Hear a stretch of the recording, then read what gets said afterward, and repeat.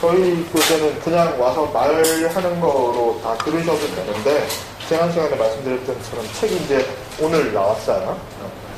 인터넷 책, 저는 별로 마음에 안 들긴 한데, 어쨌든, 책 표지는 이렇게 생겼어요.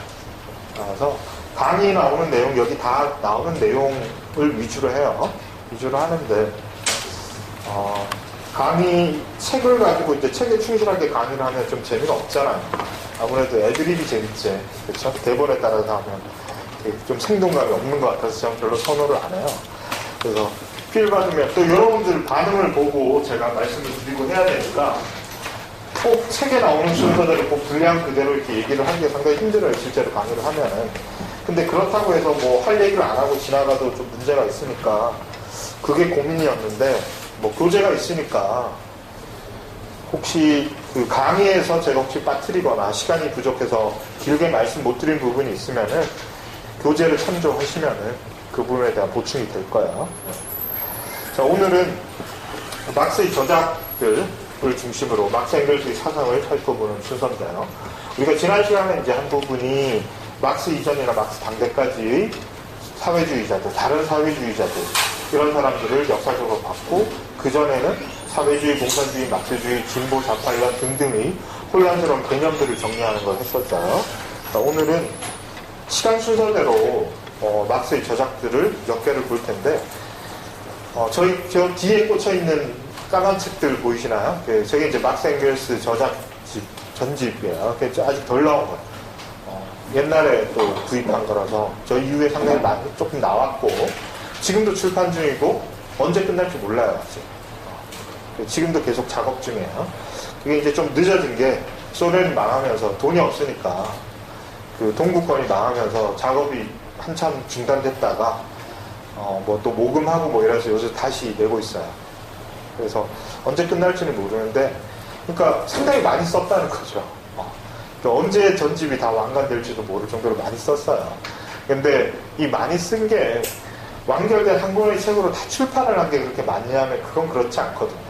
그러니까 이 사람들이 죽을 때까지 완결된 책의 형태로 출판을 한 경우는, 뭐 이런 식으로 책으로 출판한 경우에는 쓴 것 중에 아주 극히 일부에 지나지 않아요.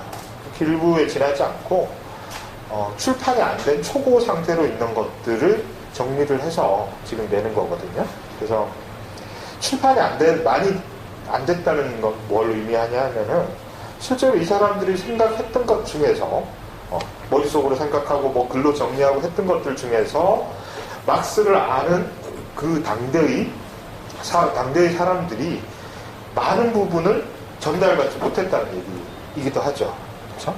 자기들 사상의 일부만이 책으로 출판되어서 사람들에게 알려졌지, 나머지 많은 부분들은 사람들이 잘 모르고 지나간 게 많다는 거죠. 그 다음에 저것도 저 정도 책이 나오기 때문에 상당한 오랜 기간이 걸렸겠죠. 지금 제가 정확한 연도를 기억 못하겠는데, 아마 그 메가 작업이, 전집 작업이 1930년대 20년대 말부터 시작됐나? 20년대 말부터 시작됐어요. 러시아에서. 러시아 혁명하고 나서. 그러니까 지금으로 치면은 한 70년, 80년 정도 진행됐는데 아직 덜 나왔잖아. 그렇죠? 그렇게 오래 작업을 하고 있는데.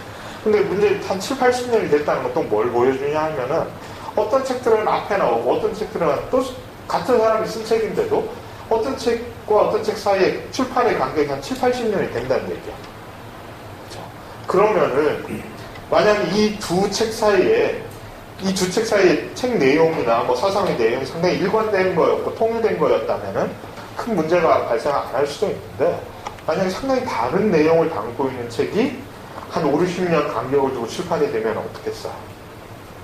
한 50년 전에 A라는 책이 출판됐을 때 막스를 공부했던 사람들, 그 책을 읽고 막스를 접했던 사람들이 막스를 이해하는 방식과 50년 뒤에 상당히 다른 내용을 담고 있는 책이 출판됐을 경우에 막스를 이해하는 방식이 상당히 다르겠죠.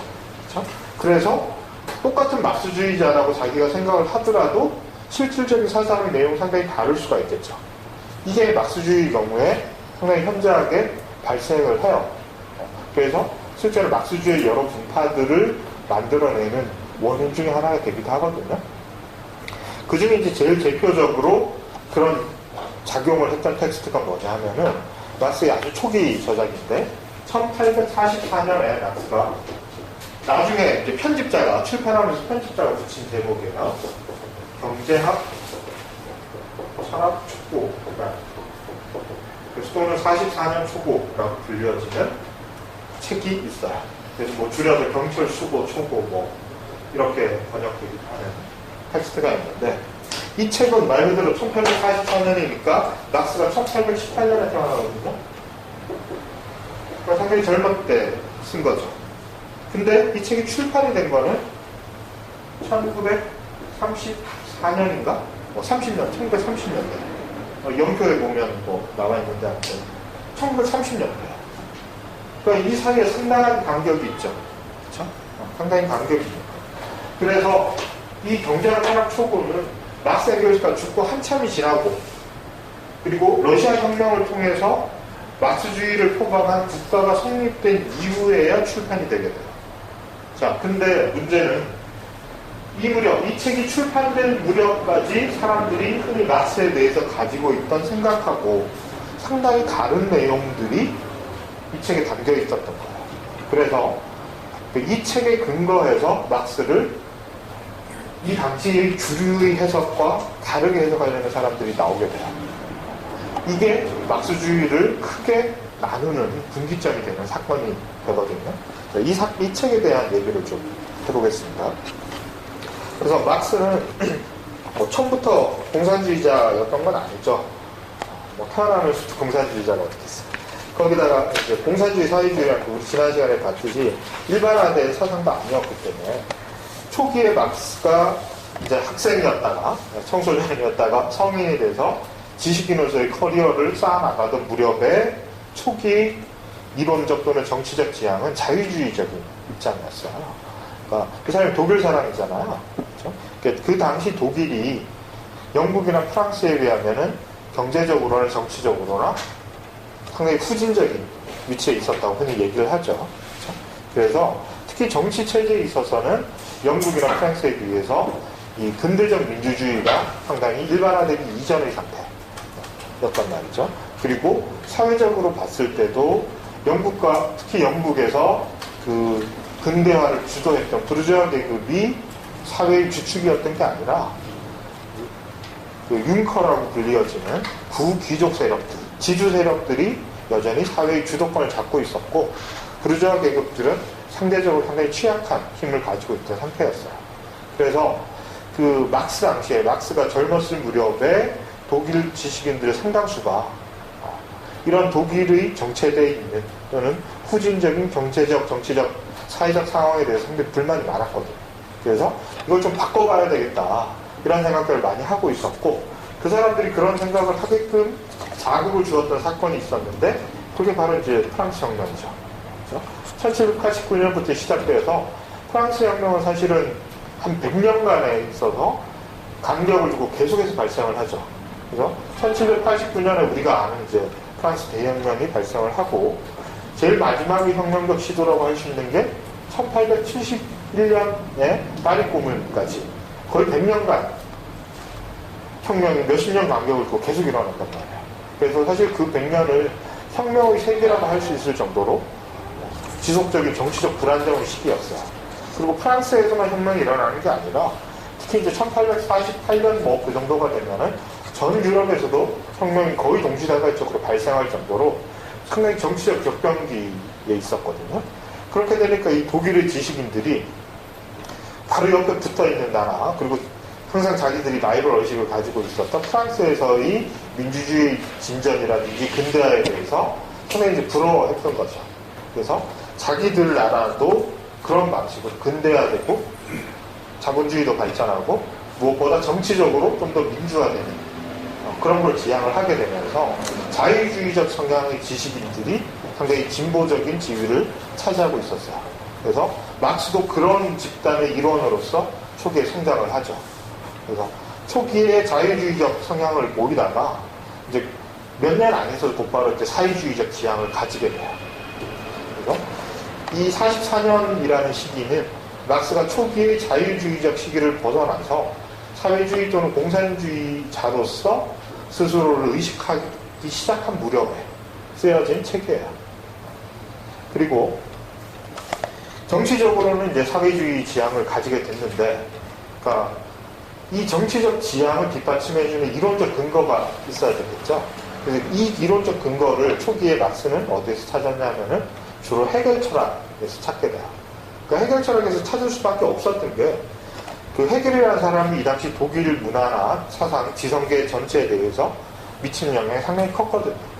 그러니까 실제로 이 독일을 통일했던 프러시아라는 나라가 있죠. 프러시아하고 독일하고 구별하시죠. 그러니까 독일이 민족 국가를 뭐 프랑스처럼 만들었던 게 아니고 작은 여러 개의 공국들로 나눠져 있었잖아. 그렇죠? 많을 때는 수백 개의 이름은 공국들로 나눠져 있다가 그걸 프러시아라는 그 공국들 중에 하나인 제일 강력했던 나라가 통일시키는 거잖아요. 그래서 독일 제국이라는 걸 만들죠. 그렇죠? 그게 이제 우리가 잘 아는 빌헬름 황제라는 사람이야. 독일 제국을, 이 독일을 이제 실질적으로 통일시키는 거죠. 그 과정이죠. 그래서,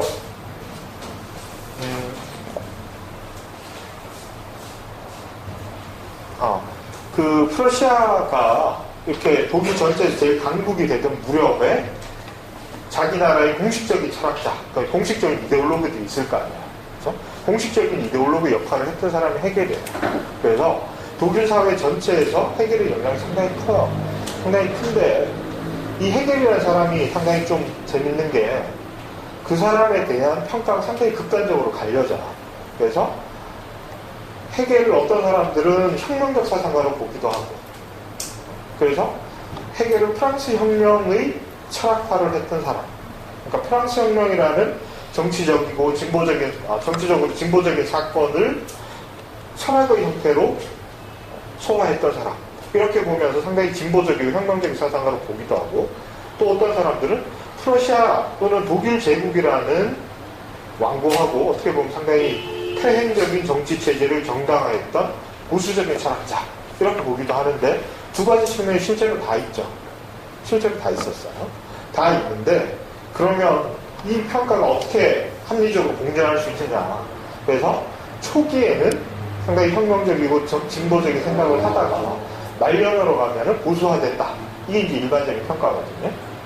그래서 초기에 이 사람이 프랑스 혁명을 이렇게 옆에서 보면서 이 프랑스 혁명으로부터 큰 영감을 받아서 자기 사상을 전개를 하다가 점점 보수화되어서 나중에는 프러시아, 그 당시 프러시아 왕국을 정당화하는 논리로 나가게 된다.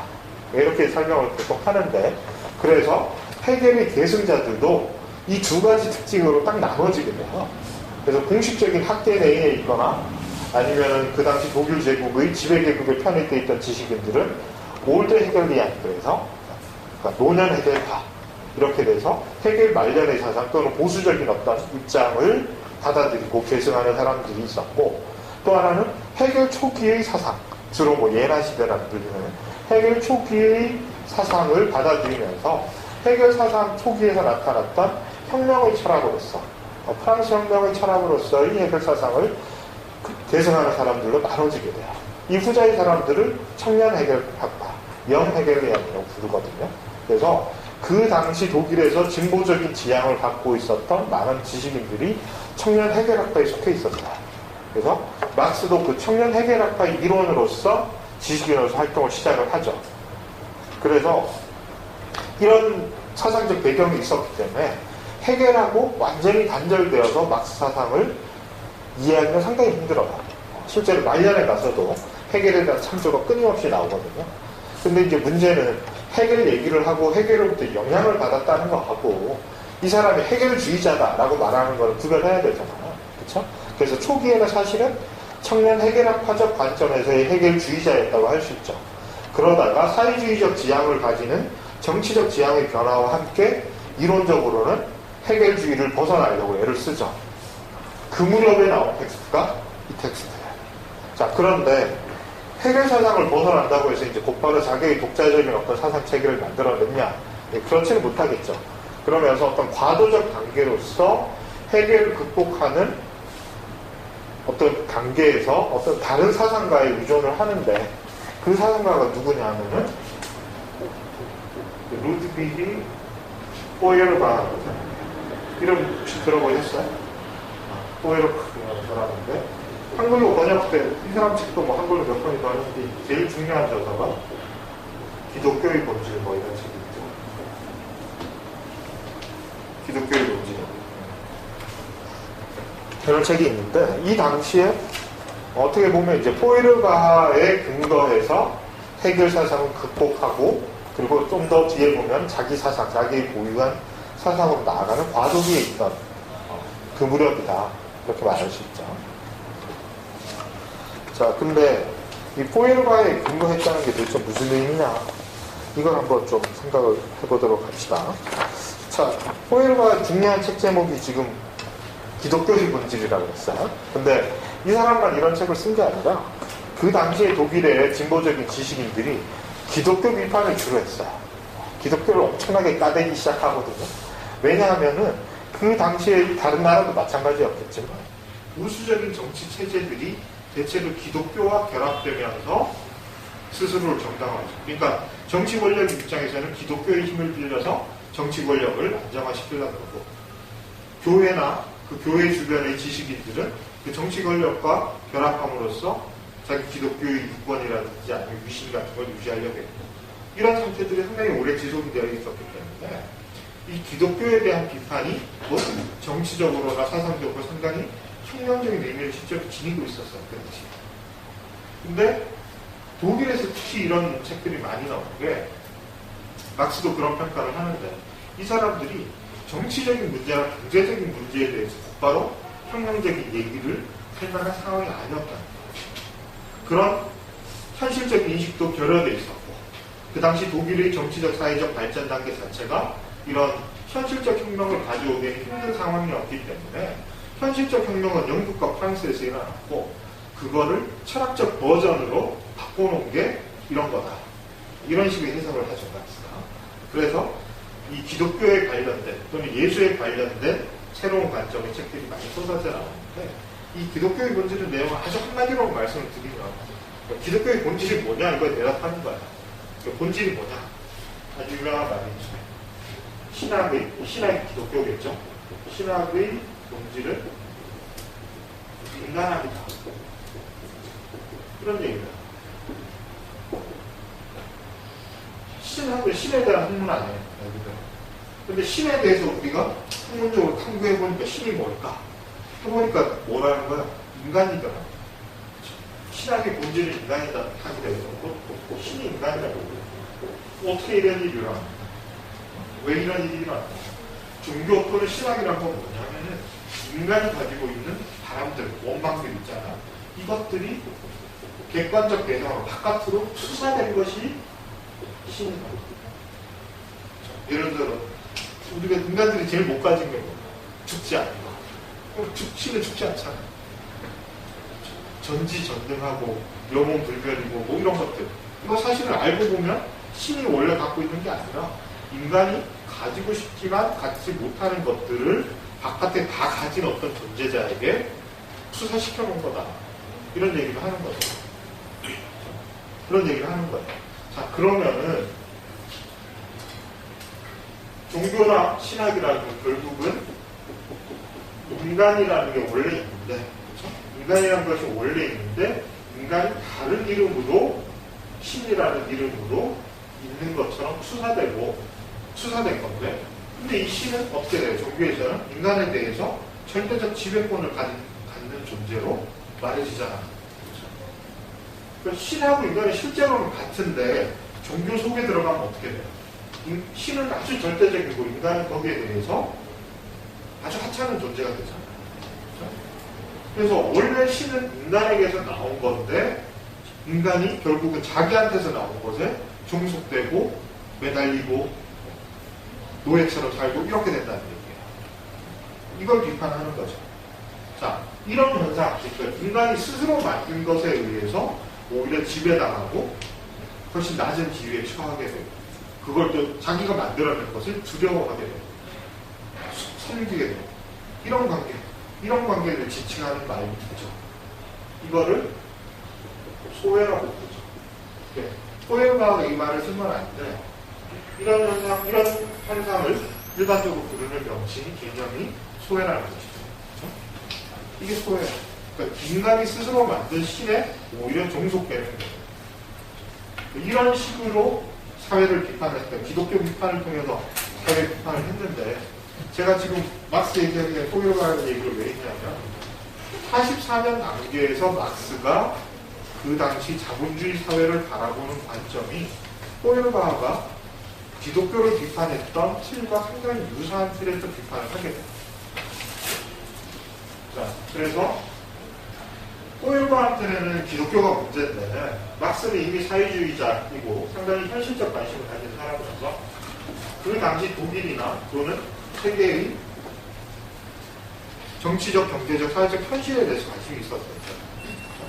종교 비판은 상당히 비본질적이고 부차적인 거라고 생각을 하고, 사회의 문제에 대해서 직접적으로 얘기를 하는 게 필요하다. 이게 이 사람의 생각이었는데, 이 사람이 관심을 가지는 이 현실을 한마디로 얘기를 하면 뭐였겠어요? 사회주의니까 뭐를 비판하기 위한 거였죠? 우리가 지난번에 본 것처럼 바로 자본주의 비판, 이 사람의 과제였어요. 그러니까 이 사람의 전제는 이 당시에도 자본주의 사회는 너무 문제 많은 사회라, 자본주의가 문제야, 이렇게 본 거죠. 그러니까 종교가 문제이거나 뭐 공건적인 완전히 문제이거나 이것도 맞는데, 이거는 상당히 비본질적인 거고, 진짜 제일 문제가 되는 거는 자본주의라는 거예요. 근데 자본주의를 이렇게 문제로 인식하게 된 거는 뭐 특별한 게 아니에요, 사실은. 이 당시에 유럽에서, 특히 북서유럽에 살던 대부분의 사람들이, 심지어 자본가들, 대자본가들 자신조차도 이 자본주의 정말 문제야라는 생각을 안 하는 사람이 거의 없었어요. 너무 이상한, 인간들이 그 전에 겪어보지 못했던 독특한 현실을 막 만들어낸 거예요. 뭐 역사책이나 이런 데서 많이 보시는 거죠. 그렇죠? 지난 시간에도 잠깐 말씀드렸죠. 엄청나게 폭발적으로 늘어난 빈부격차 같은 것들도 나타나고, 그리고 그 이전에 경험하지 못했던 높은 강도의 노동, 끔찍한 노동규율, 그 다음에 전혀 안전망이 보장되지 않는 여러 가지 노동 조건들, 이런 것들이 막 엄청나게 일어난 거죠. 거기다가 자본주의가 안정적으로 발전하지 않으면 초기부터 상당히 이렇게 굴곡이 많은 것들, 그래서 주기적으로 오는 고학, 이런 것들에 직면하면서 이 자본주의 좋은 거다 이렇게 생각하는 사람보다 이 자본주의가 뭔가 문제가 있다고 생각하는 게 훨씬 많았다고, 사회적으로. 그래서 자본주의가 문제다라는 건 그 당시에는 크게 문제가 안 되는, 사회의 상층 계급들, 지배 계급들 외에는 자본주의가 문제다 이런 건 상당히 상식적인 얘기하는데, 그럼 자본주의가 왜 문제냐 이걸 설명을 해야 된다. 현상들은 눈에 아주 뚜렷하게 보였으니까, 그 사람들 눈에 뚜렷하게 보였으니까 이 원인을 지금 이해를 하고 그 구조를 분석을 해야 되는데, 이 사람이 자본주의라는 문제점들을 분석한 틀이 아까 포에르바가 기독교를 비판한 틀과 같은 틀로 해석을 한 거예요. 자, 그러면 이제 어떻게 해석할 수 있어요? 자본주의가 왜 문제냐? 자본주의는 소외를 낳기 때문에 문제다. 그런 얘기예요. 그럼 소외라는 게 뭐냐? 이걸 얘기를 해야 되겠죠. 소외가 아까 인간과 신의 관계를 얘기를 했는데, 자본주의에서 소외되는 주체는 당연히 이제 역시 인간이겠죠. 인간인데, 그러면 신에 해당되는 게 뭐였겠어요? 뭐로부터 소외되는 거 아닌가요? 뭐로부터 소외되겠어요?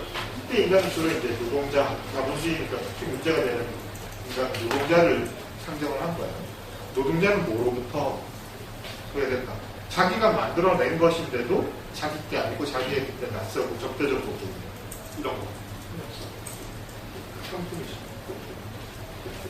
상품을 노동자가 만들어내는 거죠. 자, 근데 상품으로부터 노동자가 소외된다. 막 생각해보세요. 상품으로부터 노동자가 소외된다는 게 뭐죠? 내가 만들어낸 건데, 여러분들이 공장에 일한다고 생각해봐라. 공장이라 내가 직접 뭐를 만들어? 종이컵 이거 내가 만들었어. 오늘 저녁에 회식 있는데 한 박스 들고 가야지. 이렇게 들고 나면 어떻게 돼? 절도잖아. 그렇죠? 내가 만들었다고 해서 내가 거기에 대해서 처분권을 가질 수가 있나요? 없죠. 자본주의에서 그게 불가능해요. 그렇죠? 어떤 물건이나 그렇죠. 자기가 자기 노동으로 만들어낸 것임에도 불구하고 내 것이 아니야. 그렇죠? 법적으로는 경제적으로 내 것이 아니야. 소유권이 없는 거예요. 그 다음에 단순하게 이제 내가 내 마음대로 하지 못하는 것뿐만 아니라 이게 자본주의가 조금 더 발전하면서 진행되면서 내 것이 아닐 뿐만 아니라 이게 뭔지도 모르게 돼요. 그럼 무슨 얘기냐면 전 자본주의죠. 자본주의 이전 단계에서는 보통 장인이라고 불리는 사람들이 생산에 종사를 하죠. 이 사람은 장인은 왜 장인이에요? 마스터는 말 그대로 처음부터 끝까지 자기가 다 통제하죠. 전 과정을 자기 손으로 실제로 다 하기도 하고 전 과정을 다 꿰뚫고 있어. 내가 뭘 만들지 이런 거 다 알고 있고 내가 원하는 방식대로 만들어. 그래서 그게 장인 아니에요. 장인의 손길이 막 숨결이 들어가 있다 그래서 그런 거예요. 자, 그런데 자본주의 매니팩처를 실어서 대공장 시대로 가는 과정에서 특히 두드러지는 현상이 뭐냐면은 공장의 규모가 엄청나게 커지죠. 그리고 규모가 커지면서 공장 내부에서 작업 방식의 변화가 와요. 제일 두드러진 변화가 분업이죠. 분업이 일반화되죠. 그래서 현대자동차 공장 혹시 가본 적 있을 때 공장 바깥에서 못 봤어요? 집 울산에 가라 구경하신 분 없었나요? 엄청 크거든요. 차로 들어도 한참 걸려요. 현대자동차 공장에 뭐 3만에서 5만 정도 일하잖아요. 그 사람들이 예를 들어 3만 명 있다 칩시다. 노동자 3만 명 중에 자동차가 제조되는 처음부터 끝까지 전 과정을 다 하는 사람 몇 명 될까요? 거의 없죠. 그렇죠? 거의 없어요. 그런 거 보면 아시겠죠? 그러니까 내가 뭘 하는데 이게 도대체 뭘 만드는 거고 무슨 의미를 지는 거 있잖아요. 자기가 모른다니까. 그렇게 되니까 분명히 내 노동이 투하되어서 나오는 생산품인데 이런 거 처음 보는 거야. 도대체 내가 한 게 어느 구석에 내 손길이 닿았는지 잘 모르고 그렇게 되겠죠. 그렇죠? 분명히 한 건데 내게 아닌 것 같고 나하고 아무 상관없는 것 같지. 뭐 이런 것도 노동을 시도해야 돼. 그 다음 이거하고 연결된 건데 아까 말씀드린 장인은 전 과정을 자기가 다 통제할 수 있어.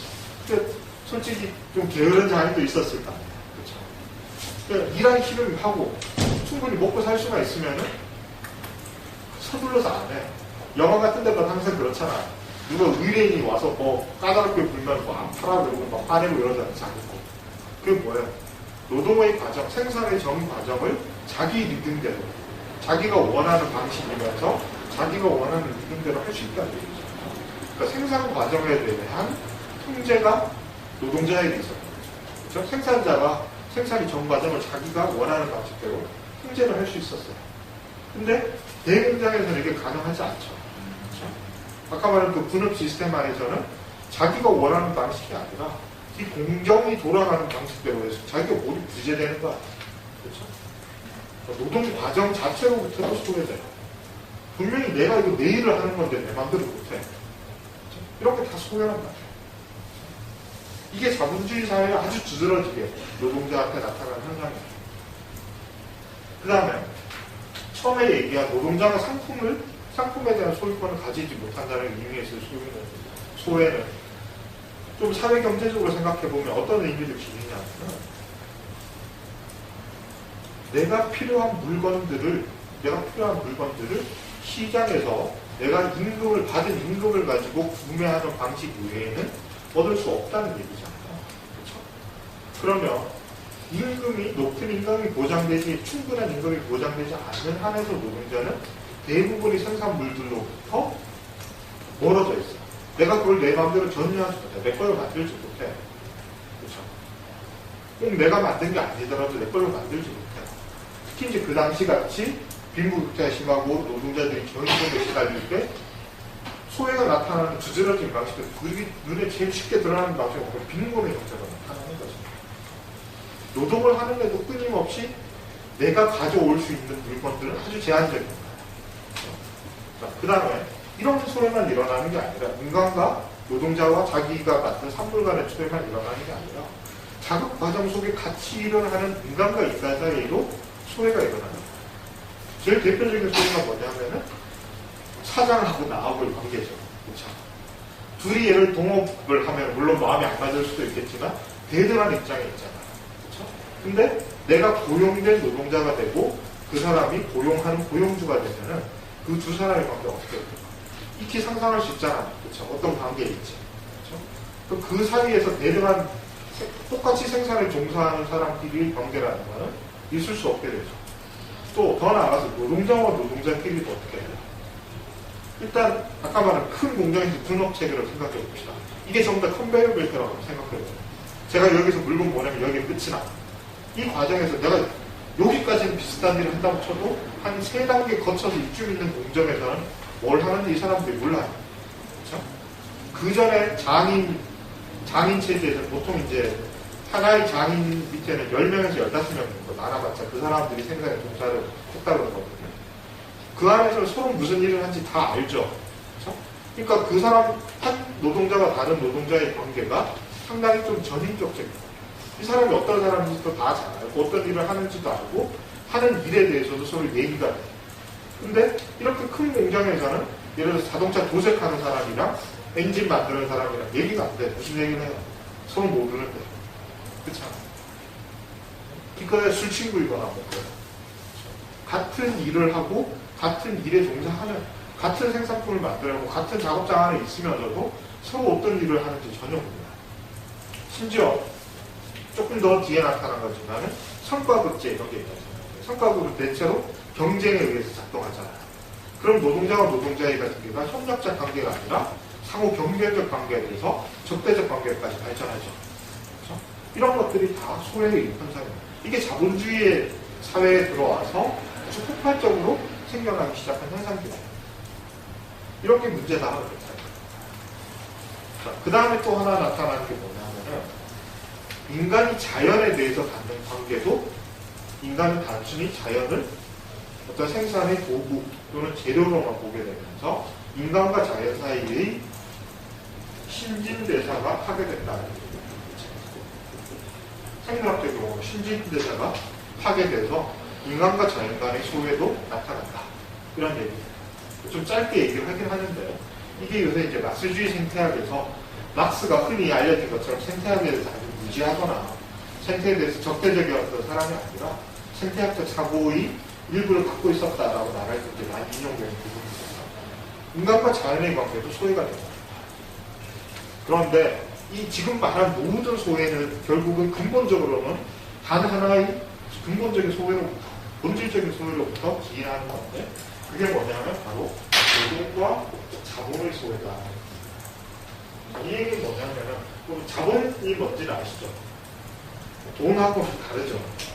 이윤을 낳는 작용을 하게 되면 그게 자본이 되죠. 자, 그런데 이 자본이라는 거는 어떻게 형성이 돼요? 물론 현실적으로 역사적으로는 여러 가지 방식으로 자본이 초기에 형성되는 과정이 있지만 자본의 본질, 논리적으로 보자면 자본의 본질은 특히 막스 입장에서 노동에 있다고 보여요. 노동이 축적되면 자본이 됩니다. 자, 내가 뭐 장인이든 뭐든 내가 혼자 집에서 뭐를 만들어서 팔았어요. 근데 그게 단순하게 우리 가족의 생계를 잇는 것 이상으로 조금 이윤이 나왔어. 그런 걸 좀 쌓이다 보니까 새로 기계도 한 대 들여놓고 노동자도 한 2명 고용하고 이렇게 했어요. 그럼 자본가가 된 거잖아요. 이 사람이 이런 자본을 갖게 된 건 어떻게 갖게 됩니까? 자기 노동의 결과죠. 그렇죠? 이런 거. 근데 그 다음부터 예를 들어서 그 사람이 그런 걸 통해서 한 100 정도의 자본을 축적했다고 생각해요. 자, 근데 그 다음부터는 축적되는 수가 훨씬 빨라지겠죠. 왜냐하면 혼자 노동하는 거를 종업원 2명 고용해서 3명이 노동하게 됐으니까 몇백 빠른 속도로 자본이 막 축적이 되겠죠. 그렇죠? 그 축적된 자본의 원천은 뭐예요? 본인과 자본과 본인과 고용된 노동자들의 노동의 결과다. 그렇죠? 그래서 이게 아까 보이라고 이게 인간이고 이게 신에 해당이 되겠죠. 인간이 스스로 만든 거야. 노동자가 스스로 만들어낸 거예요. 자본을. 하늘에서 쭉 떨어지거나 뭐 신이 착륙을 했던 뭐 죽거나 이런 거 아니라 노동자가 자신의 노동으로 만들어낸 것들이 쌓여서 자본이 되는데 자본주의는 뭐예요? 자본이 노동자들을 고용하지 않아요. 그렇죠? 자본이 주가 되고 노동이 종이 되는 사회가 됐단 말이에요. 이게 근본적인 소외라는 거예요. 그러니까 자본주의는 본질적으로 소외의 체계다 이렇게 보는 거예요. 노동이 만들어낸 자본이 오히려 노동을 지배하게 됩니다. 그래서 그 결과, 아까 쭉 열거했던 여러 가지 소외의 현상들이 구체적으로 다 나타나게 됩니다.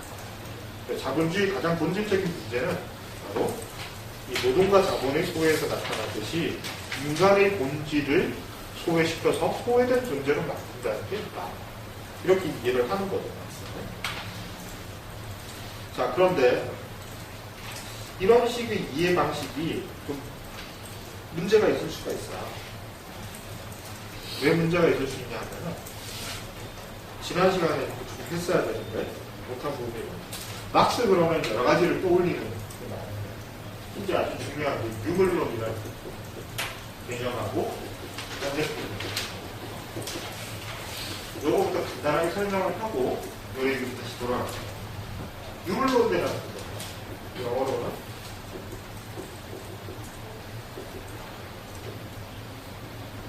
유물론이라는 거죠. 한자로 쓰면 제가 오늘 한자 쓴지 모르겠어요. 이거 맞죠? 물질밖에 없다. 존재하는 것은 물질밖에 없다. 한자 그대로 해석하면 그런 거죠. 근데 이거는 그럼 물질이 뭐야? 이렇게 되잖아. 물질이 뭐죠? 물체, 물질 이런 거 여러분 초등학교 때 배우잖아. 물질이 뭐야? 가물가물해. 물질 그러면 떠오르는 게 개념 정의는 못하더라도 뭐 떠오르는 게 있잖아. 네? 형태를 가지는 거? 형태를 가지지 않으면 물질이 아니에요. 예를 들어 이건 나무로 만들었다고 치잖아요. 이건 형태를 갖고 있죠. 그럼 이거 형태를 갖추기 전의 상태는 그것도 물질이죠. 그죠? 형태를 갖춘 건 오히려 물체, 사물. 네. 그리고 이것이 토대가 되는 것이 물질이죠. 머티리얼. 이거죠. 근데 우리가 이것만 가지고 좀 충분한 정의는 아닌데 우리가 생각하는 특히 여러분들이 생각하는 물질이라는 개념은 대부분 어떤 특징들을 갖고 있어요. 그 중에 아주 중요한 특징이 뭐냐면 불활성. 말이 좀 어렵죠. 우리나라 학자들이 번역을 제대로 안 만들어요. 불활성적이다라는 특징을 아주 중요하게 갖고 있어요. 사람 움직이는 게 아니라니까. 그렇죠. 여러분 생명체와 무생명체라는 말하고 물질이라는 말하고 거의 겹쳐지죠. 그렇죠? 물질 그럴 때 물질 하는데 여러분 그거는 생명체 이렇게 생각하는 사람 잘 없죠. 그렇죠? 그래서 그걸 이제 나누기 위해서 물질 안에서 무기물, 유기물 나누는 거잖아요. 그렇죠? 유기물이 발전한 독특한 형태가 생명체잖아요. 그렇죠? 근데 어쨌든 물질이라는 것 그 자체는 그 자체로 생명을 갖고 있는 존재가 아니죠. 이게 아주 중요한 불활성적이다.